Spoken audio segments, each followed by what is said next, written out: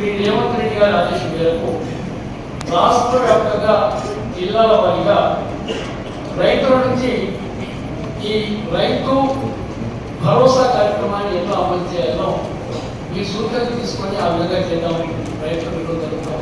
చాలా చక్కటి కార్యక్రమం.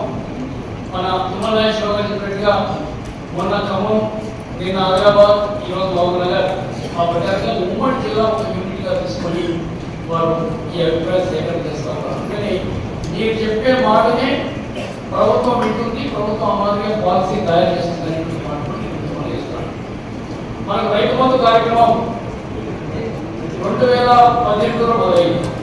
అంటే 6 సంవత్సరాల రైతు మొదలు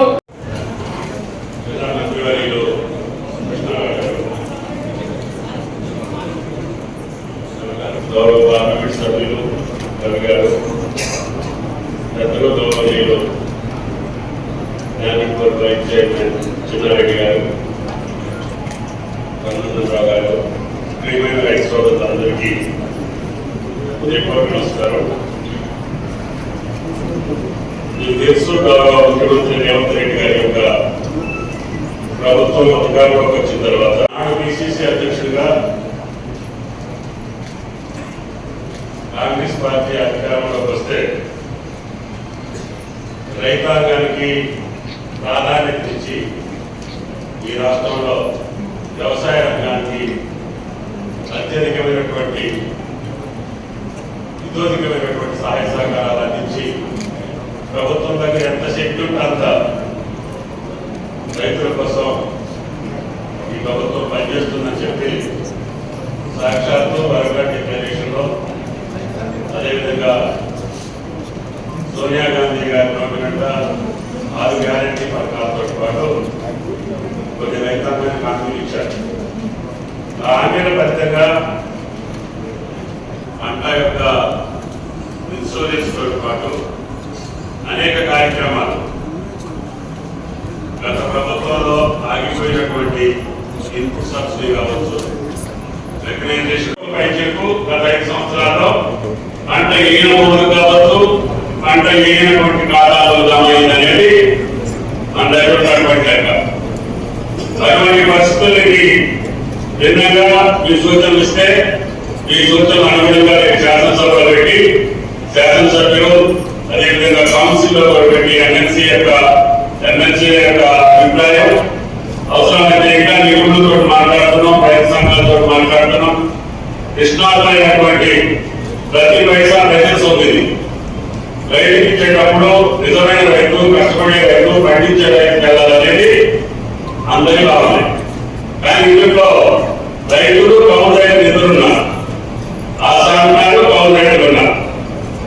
ఆ కౌలు రైతులు ఏ రకంగా ఉన్నారో మీకు స్పష్టంగా చెప్పాల్సినటువంటి అవసరం ఉంది.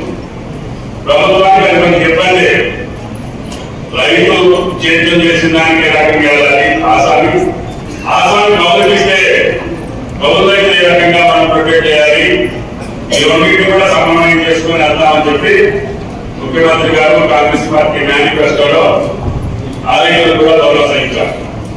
కాబట్టి ఇప్పుడు మాట్లాడేటటువంటి రైతు సోదరులందరూ కూడా దాన్ని కూడా దృష్టిలో పెట్టుకోండి. ఆయన ఏ రకంగా మనం ఆదుకోగలుగుతామో మీరు స్పష్టమైనటువంటి సూచనలు ఇవ్వాలి. ఆడ మేలు కోసం సరైనటువంటి సూచనలు ఇవ్వాలని చెప్పి విజ్ఞప్తి చేస్తున్నాం. దీని తర్వాత ఇన్సూరెన్స్ పథకం కూడా ముఖ్యమంత్రి ఇన్సూరెన్స్ పథకాన్ని కూడా ఆపేశారు. కాబట్టి ప్రభుత్వం ఇన్పుట్ సబ్సిడీ ఇవ్వట్లేదు. అకాలమైనటువంటి పరిస్థితుల్లో ప్రకృతి వైపు నుంచి నష్టపోతే రైతులు ఆదుకునేదానికి అవకాశం. ముఖ్యమంత్రి గారు ఎకరానికి 10,000 ఇవ్వండి, తర్వాత మనం ఏ రకంగా సరే జమ చేసుకుందామని చెప్పి అకాల వర్షాల వల్ల రాళ్లవాన వల్ల నష్టపోయిన రైతులందరికీ కూడా 10,000 రూపాయలు చూపించాం. తర్వాత విత్తనాల కోసం ప్రభుత్వం గతంలో బాకీ పెట్టి అవన్నీ తీసుకేసి మళ్ళీ అందరికీ పచ్చిరొట్ట విత్తనాలు దూసారం కోసం అవి కూడా పంపిణీ చేశాం. జొన్నలు కావచ్చు, సంతరాలు కావచ్చు, అన్ని శనగలు కావచ్చు, అన్ని పంటలకి కూడా ఎంఎస్పీ ధర ఇచ్చి కొనుగోలు చేశాం. ప్రభుత్వానికి క్వింటాకి 10 రూపాయలు నష్టం వచ్చినా కూడా రైతు నిలబెట్టండి, తర్వాత ఏదైతే అవుతారో ముఖ్యమంత్రి గారు ఆదేశానుసారం ఎస్పీకి గొప్పదాన్ని అంతవరకు సహా మొత్తం కొనుగోలు చేశాం. ఇప్పుడు ఈ నెలలో రుణమాఫీ అయిన తర్వాత అందులో ఈ సమస్యని శాసనసభలో కూడా శాసనమండలిలో ప్రవేశపెట్టి అభిప్రాయం కూడా తీసుకుంటాం. కాబట్టి పైచెక్కు గత 5 సంవత్సరాల్లో పంట ఈయన ఊరు కావచ్చు, పంట ఈయనటువంటి కాలాలు అనేది మన దగ్గర ఉన్నటువంటి లెక్క. అటువంటి పరిస్థితులకి భిన్నంగా మీ సూచనలు ఇస్తే ఈ సూచనలు అనుగుణంగా శాసనసభలో పెట్టి శాసనసభ్యులు అదేవిధంగా కౌన్సిల్ లో పెట్టి ఎమ్మెల్సీ యొక్క అభిప్రాయం అవసరమైతే ఇంకా నిపుణులతో మాట్లాడుతున్నాం, రైతు సంఘాలతో మాట్లాడుతున్నాం. కృష్ణాలైనటువంటి ప్రతి పైసా రైతు సోకింది. రైతుకి ఇచ్చేటప్పుడు నిజమైన రైతు, కష్టపడే రైతు, పండించే రైతు వెళ్ళాలనేది అందరికీ కావాలి. కానీ ఇందులో రైతులు కౌలు రైతులు ఎదురున్నారు, ఆసానాలు కౌలు రైతులు ఉన్నారు. ఆ కౌలు రైతులు ఏ రకంగా మీరు స్పష్టంగా చెప్పాల్సినటువంటి అవసరం ఉంది. ప్రభుత్వానికి అటువంటి ఇబ్బంది రైతు చేతులు చేసిన దానికి ఏ రకంగా వెళ్ళాలి, ఆసాన్ని కౌలుకిస్తే కౌలు రైతులు ఏ రకంగా మనం ప్రొటెక్ట్ చేయాలి, ఈ రెండింటిని కూడా సమన్వయం చేసుకుని వెళ్తామని చెప్పి ముఖ్యమంత్రి గారు కాంగ్రెస్ పార్టీ మేనిఫెస్టోలో ఆలయాలు కూడా ప్రోత్సహించారు. కాబట్టి ఇప్పుడు మాట్లాడేటటువంటి రైతు సోదరులందరూ కూడా దాన్ని కూడా దృష్టిలో పెట్టుకోండి. ఆయన ఏ రకంగా మనం ఆదుకోగలుగుతామో మీరు స్పష్టమైనటువంటి సూచనలు ఇవ్వాలి. పిసిసి అధ్యక్షుడిగా కాంగ్రెస్ పార్టీ అధికారంలోకి వస్తే రైతాంగానికి ప్రాధాన్యత ఇచ్చి ఈ రాష్ట్రంలో వ్యవసాయ రంగానికి అత్యధికమైనటువంటి ఇతోధికమైనటువంటి సహాయ సహకారాలు అందించి ప్రభుత్వం దగ్గర ఎంత శక్తి ఉంటే అంత రైతుల కోసం ఈ ప్రభుత్వం పనిచేస్తుందని చెప్పి సాక్షాత్తు వరగడ్ డిక్లరేషన్ లో అదేవిధంగా సోనియా గాంధీ గారి నోటినట్ట 6 గ్యారంటీ పథకాలతో పాటు కొన్ని రైతాంగానికి హామీలు ఇచ్చారు.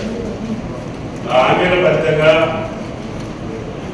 పంట యొక్క ఇన్సూరెన్స్ తో పాటు అనేక కార్యక్రమాలు గత ప్రభుత్వంలో ఆగిపోయినటువంటి ఇన్పుట్ సబ్సిడీ కావచ్చు, రెకగ్నైజేషన్ చేస్తే మళ్ళీ మేము అప్పు తెచ్చుకొని నిలబడడానికి అవకాశం ఉంటుందని చెప్పి మీ మనోభావాలకు తగ్గట్టుగా ఈనాడు 31,000 కోట్లు గత 5 సంవత్సరాల్లో కటాఫ్ రేట్ మధ్యలో ఉన్నటువంటి రైతాంగానికి 31,000 కోట్లు రేపు రాబోయే 4 రోజుల్లోనే చేయాలనేది ముఖ్యమంత్రి గారి కోరిక, ప్రభుత్వం యొక్క ఆకాంక్ష. చప్పట్లు కొట్టినంత తేలిక కాదు, కానీ అయినా సరే పట్టుదలతో ఉన్నాం, నిధుల కోసం అన్వేషిస్తున్నాం.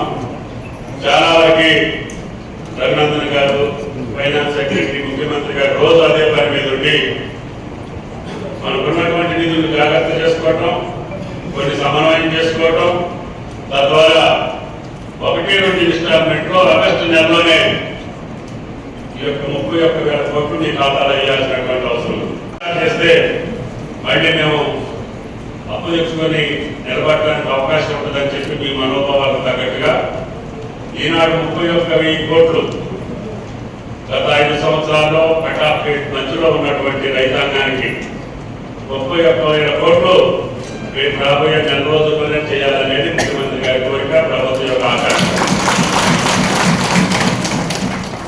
చప్పట్లు కొట్టినంత తేలిక కాదు, కానీ అయినా సరే పట్టుదలతో ఉన్నాం, నిధుల కోసం అన్వేషిస్తున్నాం.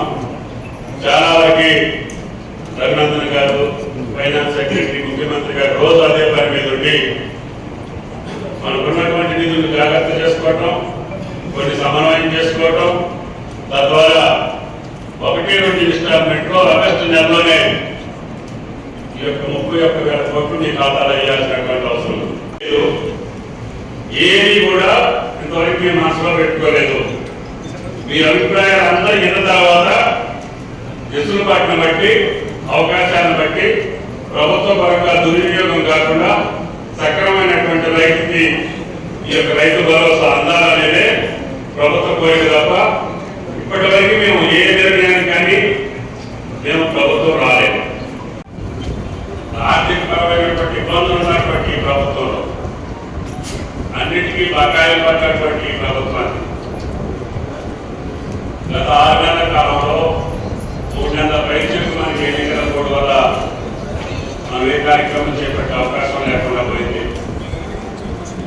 ప్రతి భరోసా కార్యక్రమానికి ముందే రైతాంగ సోదరుల యొక్క అభిప్రాయం తీసుకొని శాసనసభలో ప్రజాప్రతినిధుల యొక్క అభిప్రాయాలు కూడా తీసుకొని అన్ని రాజకీయ పార్టీల యొక్క రైతు సంఘాల యొక్క నిపుణుల యొక్క సలహాలు తీసుకొని భవిష్యత్తులో రైతు భరోసా ఏ రకంగా ఉంటే సామాన్య రైతుకి, చిన్నకారు రైతుకి, సన్నకారు రైతుకి, చిక్కిన రైతుకి సహాయంగా ఉంటుంది.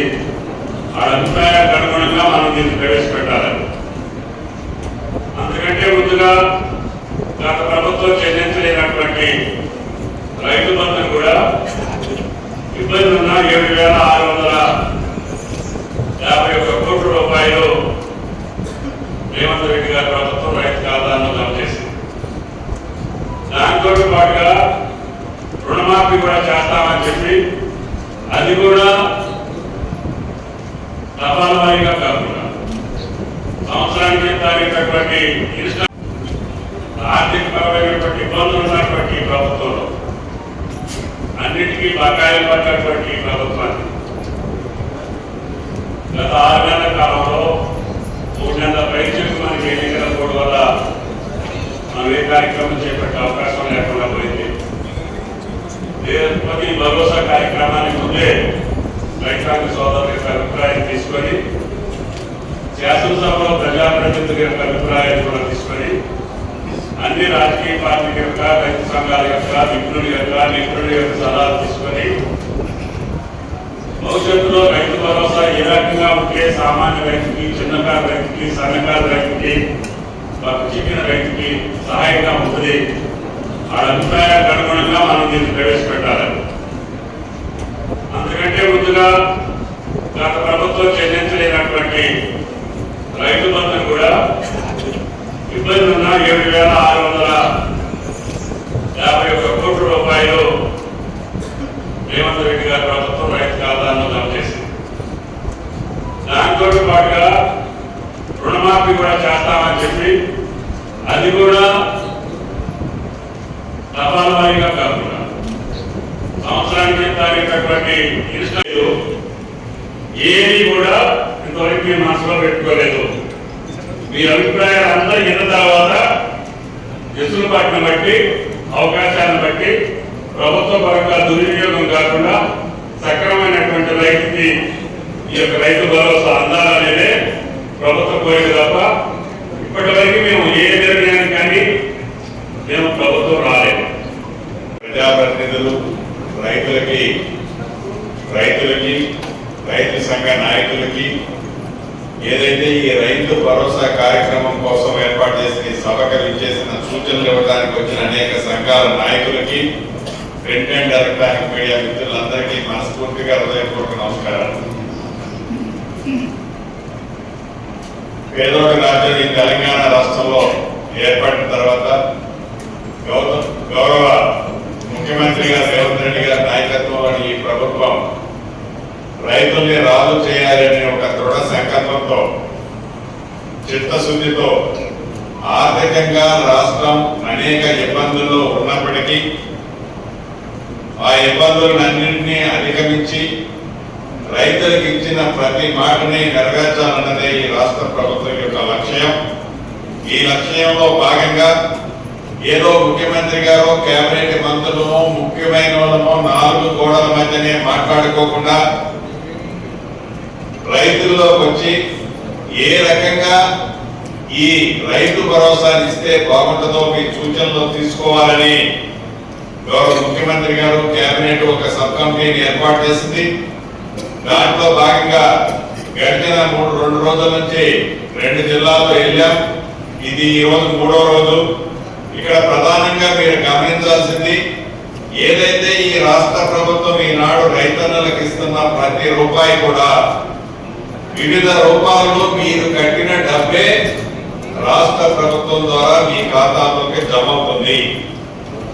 అనుగుణంగానే ఈ రాష్ట్ర ప్రభుత్వం నడవాలన్నది ముఖ్య ఉద్దేశం.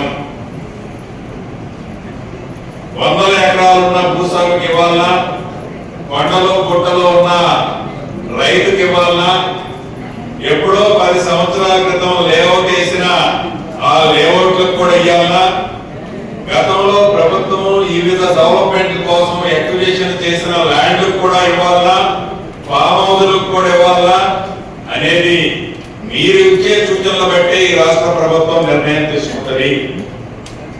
ఎందుకంటే గతంలో ఏం జరిగిందో ఇందాక తమ్ములుగా చెప్పారు. గతాన్ని అది ఆనాడు ఆ ప్రభుత్వం ఇచ్చిన అది వారి డబ్బు కాదు.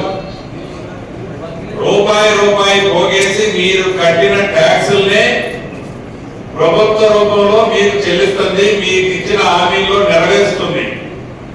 ఆ డబ్బుని సద్వినియోగం కాకపోతే తప్పకుండా ప్రభుత్వానికే కాదు, మనం తీసుకునే నిర్ణయాల్ని ఆ భగవంతుడు కూడా క్షమించడు. దాన్ని దృష్టిలో పెట్టుకుని ఈనాడు ఈ రాష్ట్ర ప్రభుత్వం ఓపెన్ డిబేట్ చేస్తూ మైండ్ లో ఈ రాష్ట్ర ప్రభుత్వానికి ఇలా చేయాలి అలా చేయాలి అనేది ఏ ఉద్దేశము లేదు.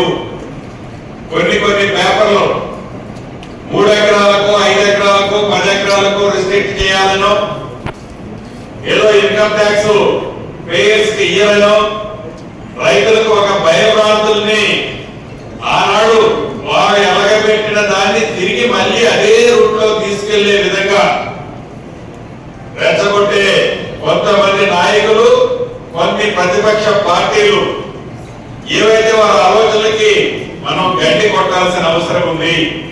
నిజంగా ఏ రైతుకి సహాయం చేస్తే, నిజంగా మంచి చేస్తే ఆ రైతుకి ఉపయోగపడుతుందో ఆ రైతుకి ఇవ్వాలన్నదే ఈ రాష్ట్ర ప్రభుత్వము ఉద్దేశం తప్ప ఇన్కమ్ ట్యాక్స్ విషయానికి వద్దాం. మీలో కొంత అపోహ ఉంది. ఇన్కమ్ ట్యాక్స్ ఎవరైతే అప్లై చేస్తారో అంటే పాన్ కార్డు ఉన్న ప్రతి వాళ్ళకి రైతు భరోసా రాదు అనేది ప్రతిపక్షం వాళ్ళు చేస్తున్న ప్రచారం.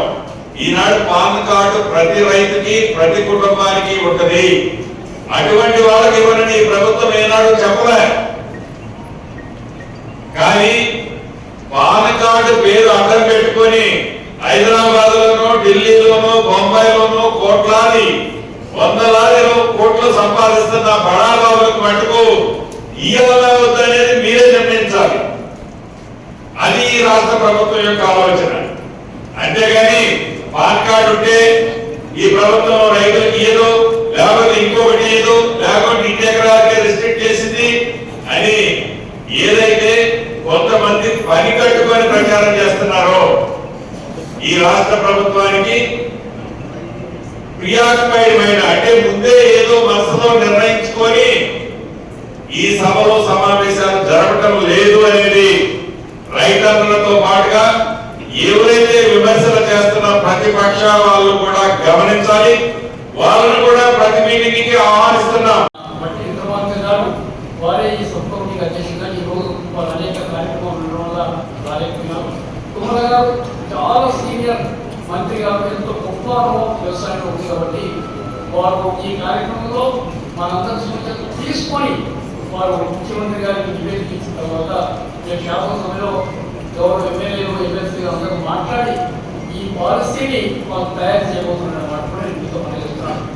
ఒక్కసారి మనం ప్రభుత్వం ఇచ్చిన రిపోర్ట్ ప్రకారంగా చూస్తే మనకు 5 ఎకరాలని పొందాలంటా ఉన్నారు.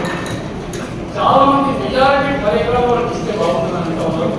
ఇలా 5 కానీ 10 ఎకరాల వరకు మనం రైతుల సంఖ్య చూస్తే ఇలా నారాయణపేట జిల్లాలో 98% 10 ఎకరాల లోపు ఉండేటువంటి రైతులే ఉన్నారు.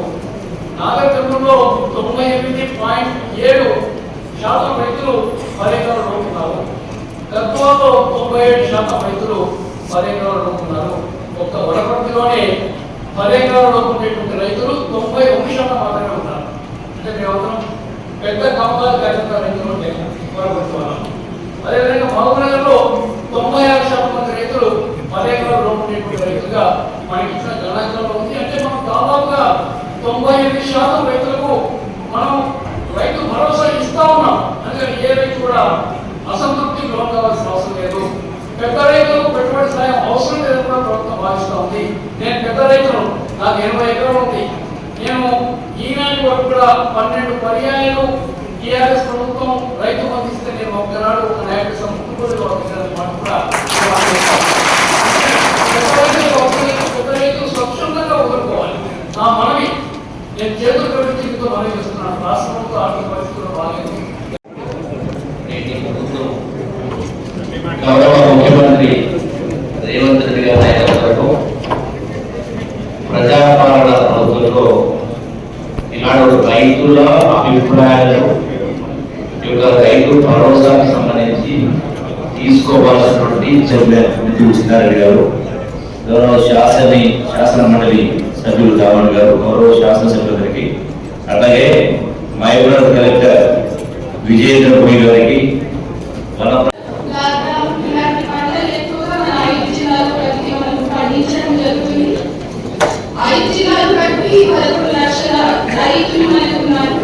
ఇందులో 90% 5 ఎకరాల కింద లోపల భూమి ఉన్న 10 లక్షల ఫార్మర్స్ 5 ఎకరాల లోపు భూమి కలిగి ఉన్నారు.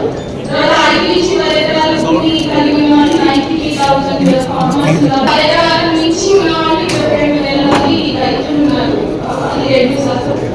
సార్, ఇప్పుడు ఓపెనింగ్ రిమార్క్స్ కార్యక్రమాన్ని ప్రారంభించవలసిందిగా జిల్లా మినిస్టర్ గారు కోరుతున్నారు. ఐటీ రిటర్న్స్ వేరు, ఐటీ పేయర్స్ వేరు. ఐటీ పే చేసే వ్యాపారస్తులు తప్ప రైతులు అనేవాడికి ఎంత పంట పండించినా మీకు ఇన్కమ్ ట్యాక్స్ అనేది లేదు కాబట్టి దాని గురించి మర్చిపోండి. అది మన ప్రస్తుతం మాట్లాడలేదు.